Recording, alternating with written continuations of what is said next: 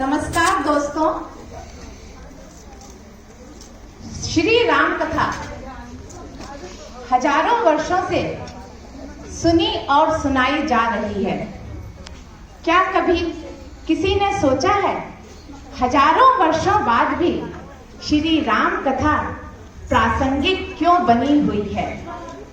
इसमें भी एक रहस्य छुपा हुआ है और वो रहस्य है इसके अनलिमिटेड डेविएशन में। हर बार श्री राम कथा कहने वाला अपने ढंग से राम कथा सुनाता है और सुनने वाला उसको अपने ढंग से सुनता है। कहा भी गया है, हरि अनंत हरि कथा अनंता, कहे सुने बहुविधि सब संता। रामायण हो या राम कथा हो, इसको हम चाहे धर्म से पढ़ें या आस्था से पढ़ें या जीवन के मैनुअल समझकर पढ़ें, हर हाल में लाभ हमारा ही होता है। क्योंकि जीवन का ऐसा कोई भी प्रश्न नहीं है जिसका उत्तर रामायण में नहीं मिलता हो। क्योंकि ऐसी कोई भी चुनौती नहीं है जिसका सामना प्रभु श्री राम ने ना किया हो। दोस्तों, जब कभी भी हम जीवन के दोराहे में खड़े होते हैं, अक्सर रामायण की कोई ना कोई चौपाइयाँ हमारे कानों में गूंजती हैं और हमारा मार्ग प्रशस्त करती हैं। क्या हमने कभी सोचा है हमको सफलता क्यों नहीं मिलती है?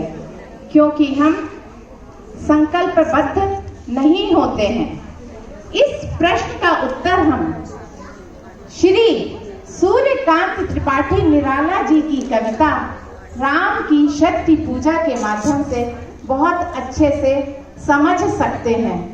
तो प्रस्तुत है दोस्तों आपके सामने महाप्राण जी की कविता राम की शक्ति पूजा के कुछ छंद। तो सुनिए दोस्तों, ये उन दिनों की बात है जब राम और रावण के बीच युद्ध छिड़ चुका था।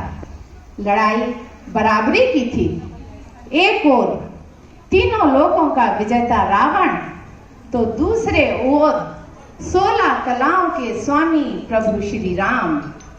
एक दुनिया का महान क्षत्रिय, तो दूसरा विश्व का महान पंडित विद्वान ब्राह्मण। ना ये कम ना वो कम। युद्ध में एक ऐसा भी क्षण आता है जब प्रभु श्री राम के अस्त्र शस्त्र रावण पर बेअसर होने लगते हैं। रवि हुआ अस्त, ज्योति के पत्र पर लिखा अमर, रह गया राम रावण का अपराजेय समर। सारी वानर सेना, हनुमान, जामवंत, लक्ष्मण, सुग्रीव सभी चकित थे। आखिर एक क्षण के लिए भी रावण कमजोर क्यों नहीं हो रहा है? राम जैसे यशस्वी धनुर्धर, जिनके बाणों के डर से समुद्र ने भी रास्ता छोड़ दिया था, आज वही प्रभु श्री राम रावण के आगे असहाय क्यों हो रहे हैं? क्या कमी है जो हम समझ नहीं पा रहे हैं? क्या गलती हमसे हो रही है? तब कुछ विचार करके प्रभु श्री राम बोलते हैं, कुछ क्षण तक रहकर मौन सहज निज कोमल स्वर, बोले रघुमणि मित्रवर, विजय होगी ना समर। यह नहीं रहा नर वानर का राक्षस से रण, उतरी पा महाशक्ति रावण से आमंत्रण। अन्याय जिधर है उधर शक्ति, कहते छल छल हो गए नयन, कुछ बूंद पुनः ढल के द्रग जल। प्रभु श्री राम कहते हैं कि रावण यह युद्ध अकेले नहीं लड़ रहा है, उसके साथ इस युद्ध में माँ आदि शक्ति दुर्गा भी शामिल हैं। और जब तक माँ शक्ति रावण का साथ देंगी, हम यह युद्ध जीत ही नहीं सकते हैं। मैं रावण से तो युद्ध लड़ सकता हूँ, लेकिन मैं माँ से युद्ध नहीं लड़ सकता हूँ। इस युद्ध को जीतने के लिए हमें माँ का अपनी तरफ शामिल करना आवश्यक है।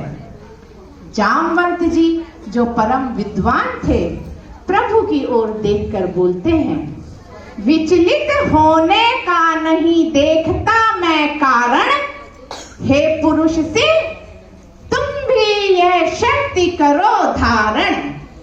जामवंत जी बोलते हैं, प्रभु आप भी शक्ति की उपासना करके उनको अपनी तरफ शामिल करिए। आराधन का दृढ़ आराधन से दो उत्तर, तुम वरो विजय संयत प्राणों से प्राणों पर। रावण अशुद्ध होकर भी यदि कर सकता है त्रस्त, तो तुम निश्चय हो सिद्ध करोगे उसे ध्वस्त। शक्ति की करो मौलिक कल्पना, करो पूजन छोड़ दो समर, जब तक ना सिद्धि हो रघुनंदन। जामवंत जी कहते हैं, राघव रावण तो अधर्म के लिए युद्ध लड़ रहा है, तब माँ शक्ति उसका साथ दे रही हैं, तो प्रभु आप तो धर्म के लिए युद्ध लड़ रहे हैं, माँ आपका साथ क्यों नहीं देंगी? आप शक्ति की उपासना करिए। प्रभु श्री राम समझ जाते हैं, अब शक्ति पूजा ही अंतिम उपाय है।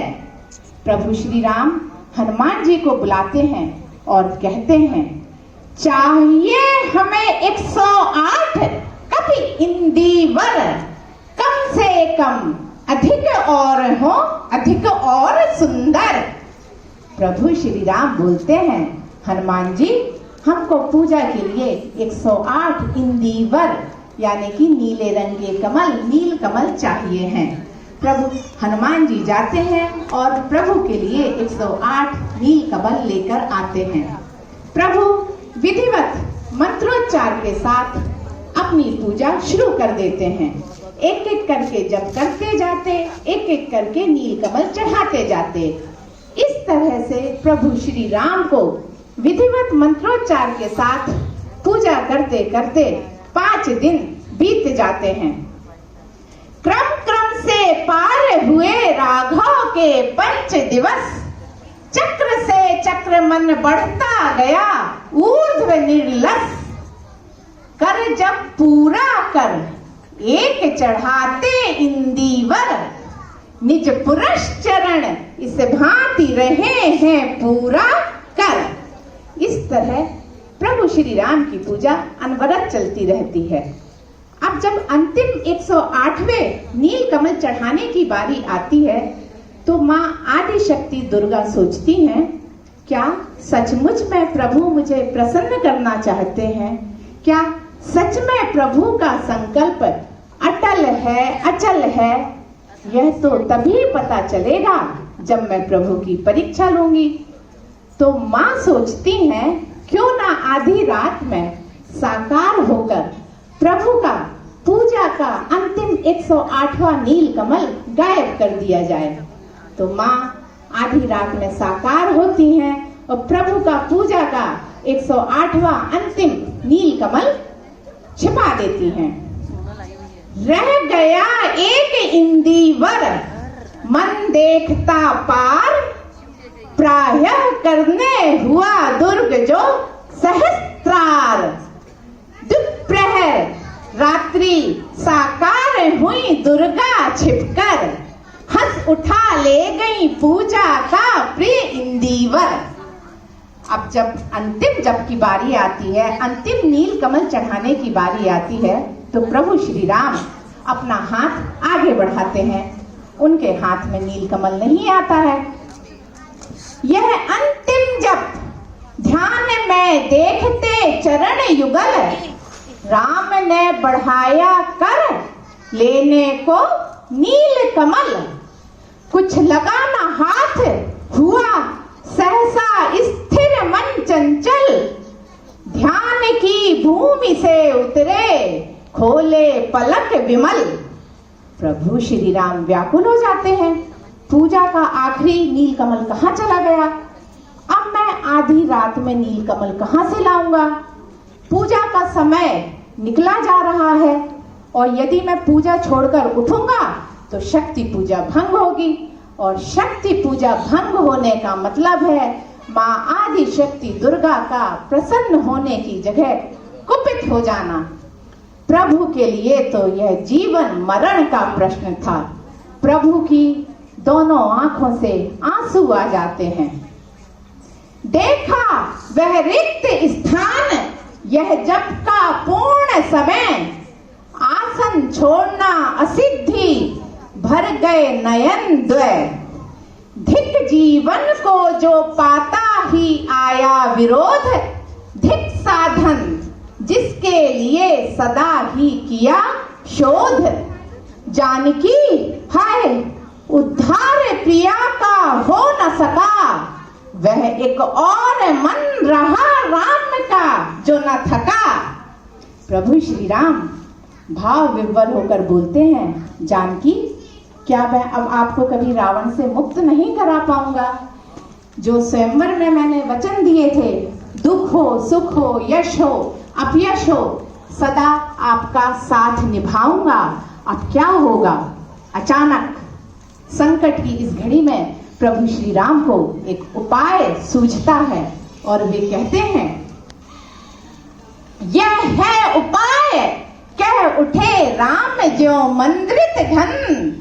कहती थी माता मुझे सदा राजीव नयन। प्रभु श्री राम कहते हैं, माता कौशल्या बचपन में मुझे हमेशा प्यार से राजीव नयन, राजीव मतलब कमल, नयन आंख, कमल जैसी आंखों वाला कहकर पुकारती थी। तभी प्रभु श्री राम निश्चय करते हैं, दो नील कमल है शेष अभी।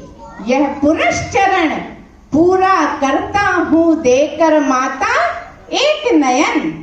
प्रभु श्री राम कहते हैं, माँ नील कमल नहीं है तो क्या हुआ? मेरे पास दो राजीव नयन हैं। मैं आपको अपनी एक आंख भेंट कर दूंगा, दान कर दूंगा। कह कर देखा तूड़ीर, ब्रह्मशर रहा झलक। ले लिया हस्त, लक लक करता वह महाफलक। प्रभु श्री राम तूड़ीर से तीर निकालते हैं और उस लक लक करते हुए तीर को अपनी आंख दान करने के लिए जैसे ही लप लप करता तीर अपनी आंखों में डालने वाले थे कि देवी माँ प्रकट हो जाती हैं और कहती हैं, साधु साधु साधक धीर। धन्य धन धन्य राम। कह लिया भगवती ने राघव का हस्त थाम।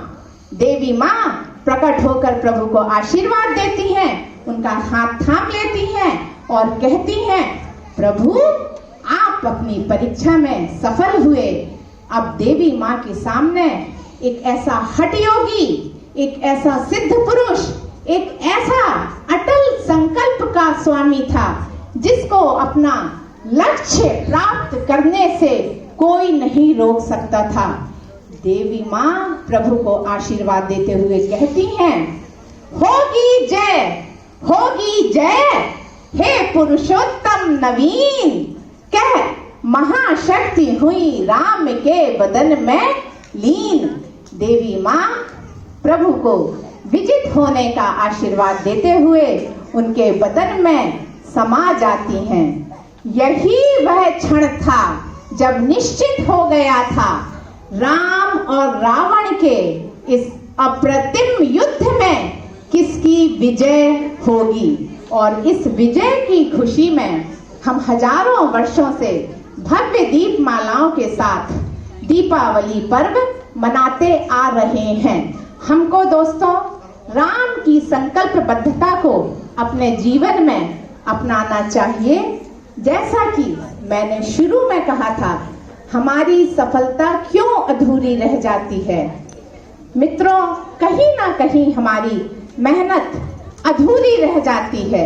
हम 107 नील कमल तो चढ़ा देते हैं, लेकिन 108वां नील कमल चढ़ाने से पहले हिम्मत हार जाते हैं।